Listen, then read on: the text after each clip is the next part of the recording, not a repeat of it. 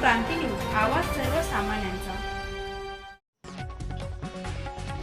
सुरगाड्याहून नाशिककडे जाणारी बस उंड ओहोळ फाट्यावर पेटली। बसमध्ये प्रवास करणारे 27 प्रवासी।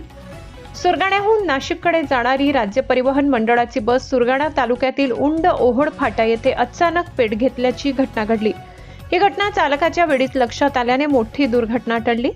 बसला आग लागल्याचे लक्षात येताच चालकाने तत्परता दाखवत बस रस्त्याच्या कडेला उभी केली आणि बसमधील सर्व 27 प्रवाशांना तात्काळ खाली उतरवले।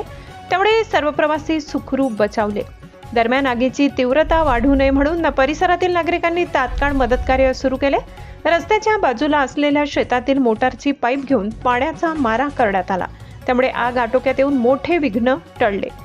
या प्रसंगी कांतीलाल भोये, नंदू महाले, हरी भोये, प्रकाश महाले, सुरेश गायकवाड, जयेश पवार आणि भरत महाले यांनी धाडसाने पुढाकार घेत परिश्रम घेतले।